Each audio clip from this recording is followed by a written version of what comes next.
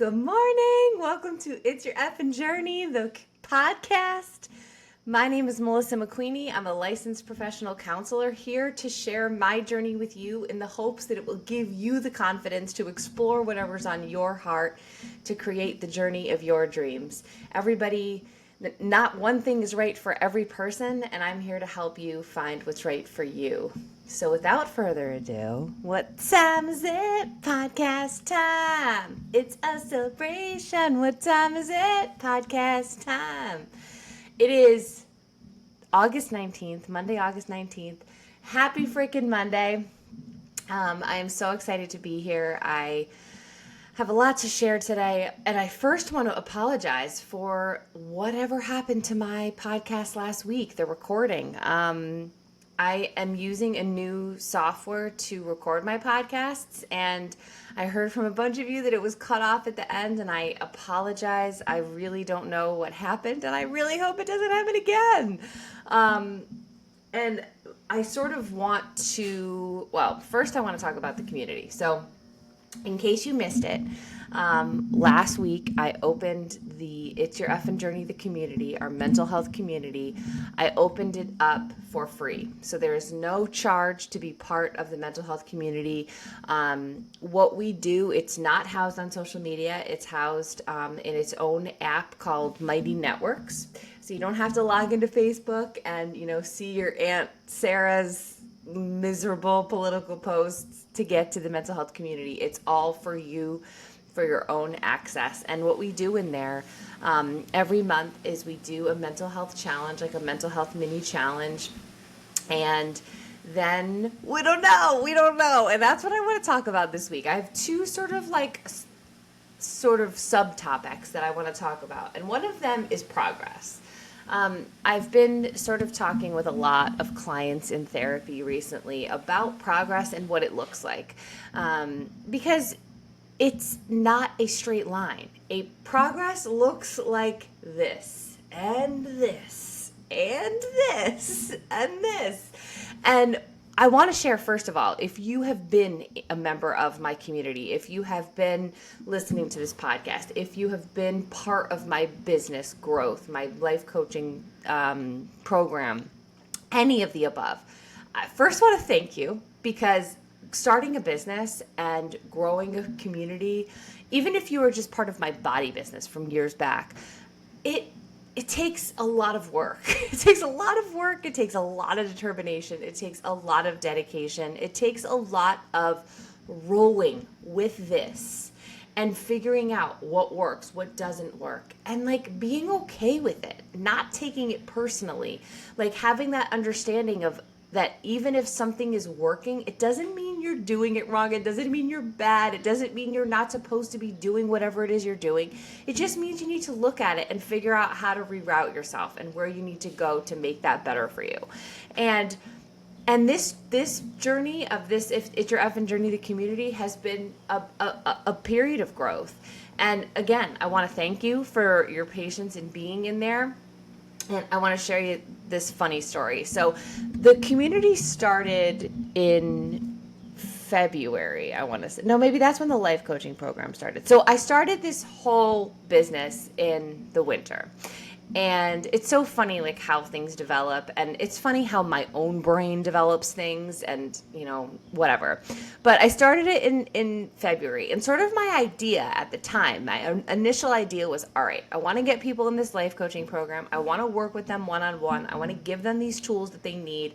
And I want to have this community so that they have access to other resources, other mental health resources. What I do when I work with clients in session is, we talk. I help them, with the thoughts that they're thinking, and then I help give them tools.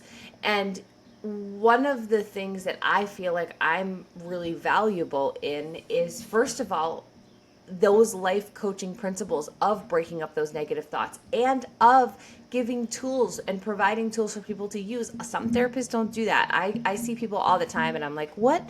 If you've been in therapy before, what skills have you developed that help you with these symptoms?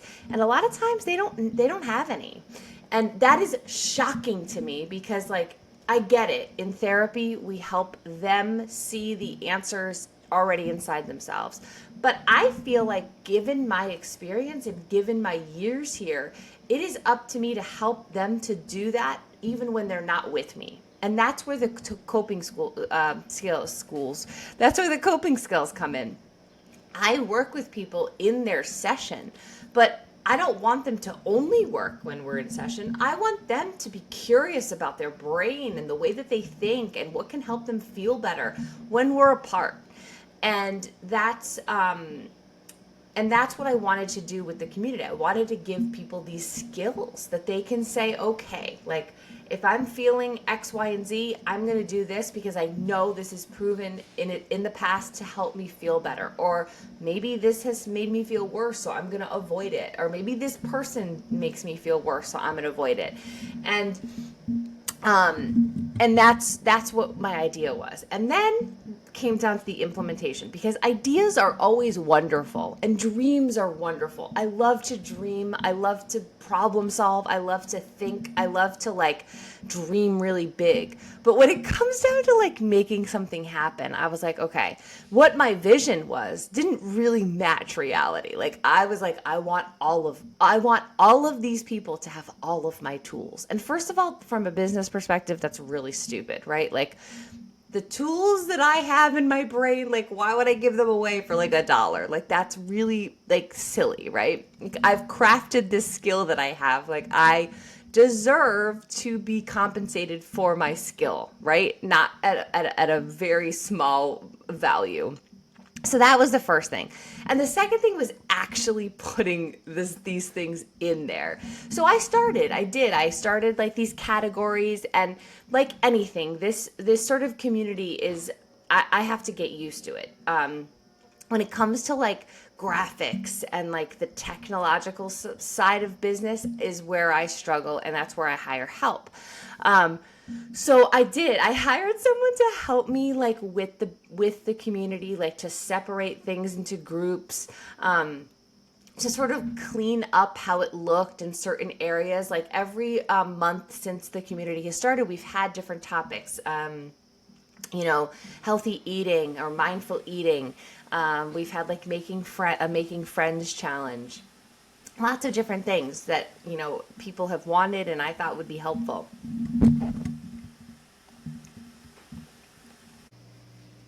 So the funny part is that I had all these like categories, right, in the community, and I'm like, I don't understand how to organize these, so I need some help. So I had someone help me. I had a lovely person that I hired help me like add everything and categorize everything how I wanted it to. And then I went back in to start welcoming new people that were joining for free. And I had no idea how to fucking post anymore. And I'm like, you just gotta laugh.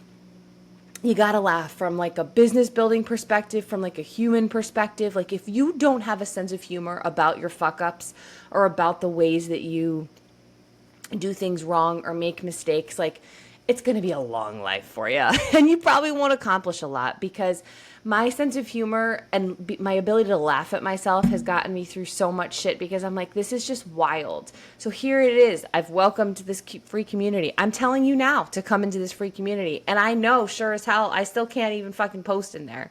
So one of my friends who's in there was like, I haven't noticed anything happening this month. And I'm like, a lot is happening behind the scenes. So when I guess there's like a twofold. If you are in the throes of building a business, whatever kind of business you're building, please understand progress is it's not a straight line to progress. It's not, oh, let's develop this consistency and we're going to keep climbing up. You're going to fall back. You're going to reverse. You're going to feel like, what am I even doing? Where did all this progress go? It felt, oh my God, I waved the flag at Hartford Athletic this weekend, and when I tell you how sore my arm is, I'm not even lying. But, so I want you to remember that. And then if if you're supporting someone who's building a business, if you're watching this happen, if you're in my community, first of all, thank you for your patience. Secondly, just have patience and know that even if you're not on that creative space of building a business, it's fucking hard shit. It's hard shit. So give people a break. Give people a break. Encourage them. Maybe just clap for them, even if it seems really fucking messy, and keep going. Because I will never stop. Like, I made a commitment when I joined social media for this purpose of like, here is my commitment to my fitness and to my lifestyle. Here is my desire to help you all with your mental health. I made a commitment to be here. I am going to be here, and I want to help people. My desire to help people have tools that they can use for their mental health when they need to. I want to help every woman, every person in this world to have better ways of managing their mental health. That's my commitment. So it may be messy as hell getting there. It may take me 2 years to get this community to be where I want it. But, and I'm okay with that. I built a network marketing business for forever that looked messy as hell. Every time I thought I'd get my organization in a direction, I'd have millions of cancellations or whatever, people giving up on themselves. And you know what? It fucking happens, guys. It happens. There is no, especially to growing a business and to your mental health, all of it. Progress looks all over the place. So if you are somebody, wherever you are in your journey, know that that's normal. And know that the reason, like I was thinking yesterday, when do I feel my fucking best?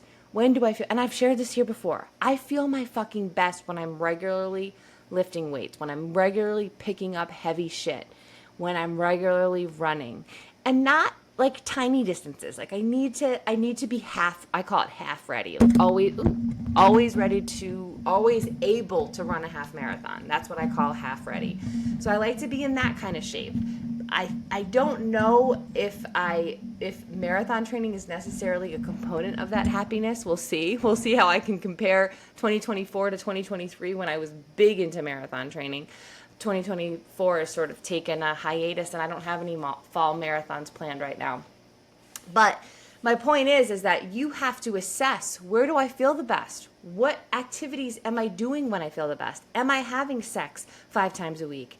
Am I, dating my spouse 3 times a month? Like, am I prioritizing my fitness? Am I prioritizing my sessions with my therapist? Like, when do you feel the best? And it's up to you to figure that out. But also know you're going to be all over the place. You got to just stick to those things that make you feel good. The next part about, so again, I want to thank you for your patience in the community. If you have just joined and you're like, what the fuck is happening in here? It doesn't look like anything. There's a reason, there's a rhyme and a reason, but anyways, join because it's going to be amazing. And I'm in there and I'm committed to help making you feel amazing. So whether it takes a month to get this up and running, whether it takes 2 months, it's going to be up and running, and we are going to make some progress together and just build as a community together and have that accountability and have that support. There's nothing more meaningful to me than being surrounded by people who are in your corner and who want to level up their lives, and they want to help you level up. So that's what we do in there. That's what we're going to do. We're going to do that. Okay, so the other piece of today is, it's a doozy. It's a doozy. Accepting people for who they are.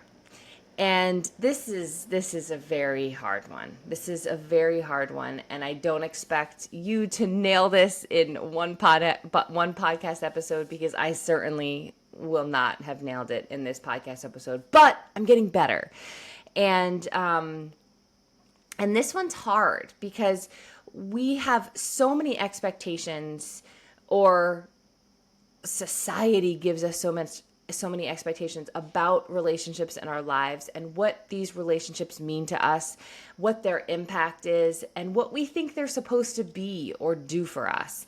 And a lot of times society can kick us in the ass, right? Like, I think about Mother's Day and Father's Day for people who have really complicated relationships with their mothers and their fathers, or even people who have lost their mothers and their fathers. And, I think when we also see those Hallmark days created where it's like a mother does X, Y, and Z, but let's say your mother didn't do X, Y, and Z. She did the opposite of that. And it left you, not feeling all warm and fuzzy. It can be challenging, right? And so I'm going to share a story. So last night, we went out to dinner with my father-in-law, my husband's father, obviously. Um, we've had a sort of, I don't want to say complicated relationship with him, but I guess it has been a little bit complicated. Um, there are things about him that I really admire, and I really am glad of the influence on my children. But there's also a lot. There's also a lot that's sort of lacking from it. And I don't, it's weird. Whenever I do a podcast episode about someone in particular, I'm like, how would they feel if they heard this? And honestly, like in life, my worst fear is to ever hurt someone's feelings or upset them. So, and I like, and then it comes back to like, well, this is my experience, right? And that's what I always want to go back to. Like, I'm sharing my experience, and I can also see lots of good here.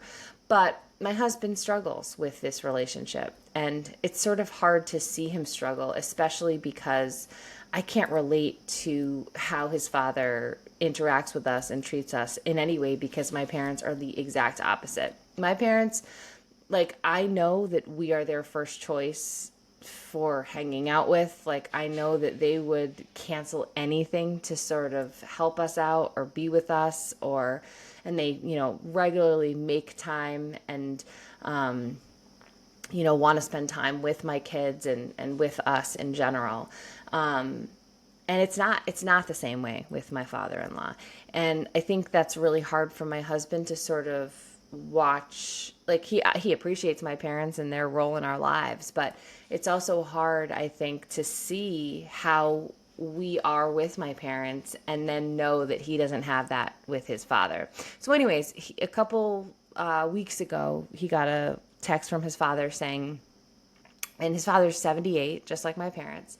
And he said, I have signed a lease, moving to Paris, September 1st. I signed a lease for a year, and said, I'm on good terms with his wife. It's his third wife. My husband's, I guess, stepmom, but he doesn't consider her that. He just calls her name. So we assumed they're not together anymore, but really didn't have any more clarification on that. And he's moving September 1st to live in Paris. Like, I think this is amazing. Like, when he told me this, I'm like, that is fucking amazing. Like, 78 years old, you have this dream on your heart that you want to go live in Paris because you love Paris. Like, go fucking rock on, right? There's so much about that to be admired. First of all, for your age, he's always been like a badass. Like, he like does like hella skiing. He like jumps out of helicopters to ski down mountains. And like, this was not 20 years ago. This was like 5 years ago. He's a big hiker, very active guy. He participated in, we saw him at Mohegan Sun participate in like a weightlifting competition a couple years ago. It was awesome. I mean, he was 70, I think, at the time. A really cool dude, like really cool dude. He used to have a house in Stowe, Vermont, and we used to go up. We would have what we called McQueenie Palooza. And can you imagine all those little weenies running around, McQueenie Palooza? But we would go up to Stowe, and we would just spend time with my husband's family. And honestly, those times with my father-in-law were my favorite. He was in his element. He loved like hiking and going on bear hunts with the little kids in the woods. He had a big pond. The property was gorgeous, and he had this huge field, and he also had this huge pond, and he would take the kids, and he had fish in the pond. They would feed them. Like, it was the best. And he would make fires in the fire pit every night. We would have s'mores, and we would drink with him, and not my husband because he's in recovery, but we would drink champagne all night. And he would just talk to us. He would just tell us stories. Like, he is a judge, or was a judge when he still worked. And yeah, it was my favorite time to like get to know him and be around him, and I really, really treasured that time. But he sold his house a couple years ago, and we don't really have that time anymore. And in a way that like my parents would have been like, okay, what's next? Like, where can we bring McQueenie Palooza to, or, what can we do to spend that time? It's just didn't ever get continued to something else or changed to something else. And that's been a bit of a disappointment because, I valued spending time with him and spending time with the McQueenies and the cousin time. And just that, like, this is what's happening this summer. This is when we'll see you there. Like, it was a really nice thing to have. So I think in a lot of ways, we have felt a little butthurt about that. Like, what happened to that? Like, why are we not valued or considered anymore? And I know that that's a theme. I really want to stick with my feelings and not my husband's. But just talking to him last night about this, like, the feeling that he had leaving the dinner is this feeling of like that he doesn't really matter in his dad's life. And he said that to our kids. He was like, I hope that you never have this feeling about me that I have leaving this dinner with my dad. And I feel really sad for him. And I wanted to talk about this because this is such a big relationship in his life. Like, this is his dad, like, I know how I feel about my dad, and I know how much my dad loves me. And I try to wrap my head around, like, how would you feel if you didn't know that as a fact? Like, I know that in my whole body knows that. Like, I know my dad loves me. But if you don't feel that, like, how do you sort of navigate that?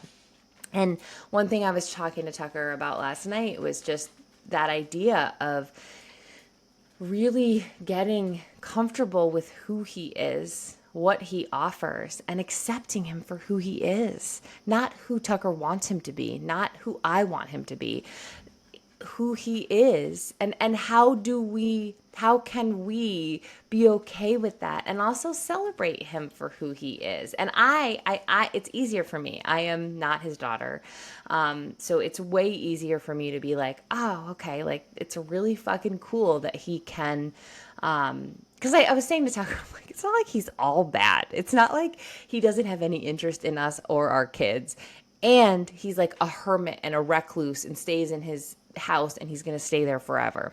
That's not the case. He may not have a lot of interest in us. He may not know how to relate to us at all. But at least he's this influence for our kids of living your life and of saying, fuck it, I'm 78, but I want to go move to Paris and I'm going to do it. I'm going to make that happen. And, I have this dream of, he did this like French immersion thing. He's really into France. So he did this like French immersion thing a couple months ago.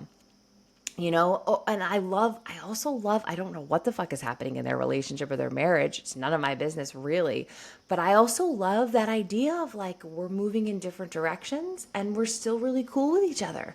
Like, that's my relationship goals if you've been here a while. Like, having that, like, ability to be like, I love you, but, like, we're heading in different directions and it doesn't have to mean anything that it doesn't have to mean.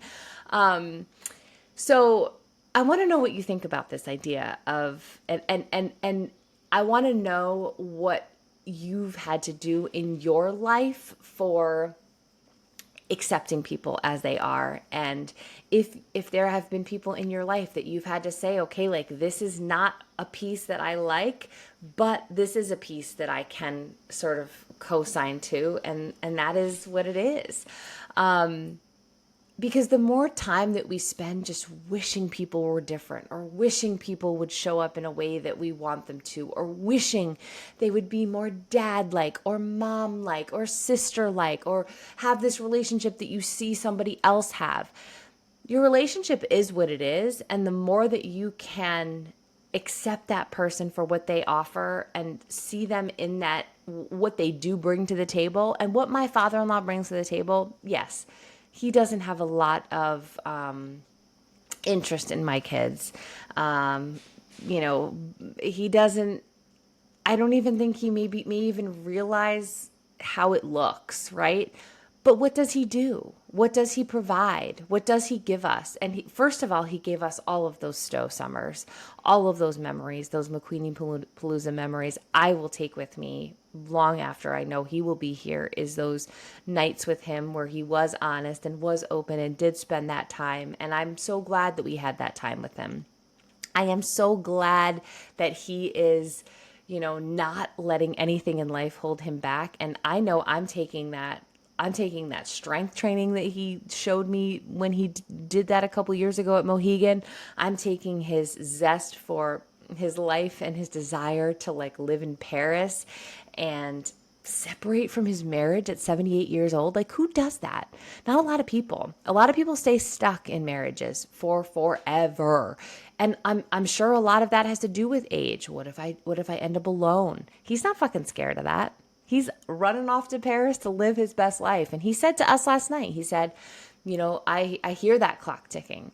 And I can, as a person, understand and respect that. Like, you have this clock that's ticking, inevitably, all of us do. What are you doing to move towards your life? What are you doing to make the shit that you want to have make happen? Who knows what their dialogue in their marriage was behind the scenes? Maybe she didn't support him. Maybe because of her age difference, because she's significantly younger, maybe she can't accompany him on these trips because she has to work. I don't know the dynamics of their relationship. I just know it's really fucking cool as a person who's 44 to see the 78-year-old doing what's on his heart, even if it looks selfish, even if it, from an outside perspective, people can be like, what the fuck is he doing? And a lot of people have said that to me. What the fuck is he doing? And I always say to them, like, I think it's really cool what he's doing. I said to Tucker last night, I think he could definitely be a little bit interested in his family and do this badass stuff, but that's not accepting where he is. That's not accepting what he gives to us. That's not accepting who he is as a person. Who he is as a person. And I didn't know him when he was a big badass judge. I really wish I did, because he's gotten a little bit more conservative through the years, and he was very liberal then, and I think I would have been obsessed with him. But I'm not here to change who he is. He is who he is, and it's up to Tucker to really get to terms with that. I don't know if he will, right? I don't know. It's not my job. It's not my growth. It's not my journey. I know from my perspective, I can just remind him to accept his dad for who he is, and really and share my excitement for the things that he's taught us, those lessons that he's given us, and how I appreciate him. And I always try to do that, because from an outside perspective, I know it might be helpful to my husband to see how other people see him. And I also, it's funny, like, I'm thinking about other relationships. Like, you always see your own parents different than other people do. Like, I laugh, like, I went to the Hartford Athletic game the other night when I waved my flag and like broke my arm. And my daughter was there at a birthday party, and I had driven her and some other kids, but I saw her standing in the line there's like a family fun area, and they go get like caricatures and balloon animals.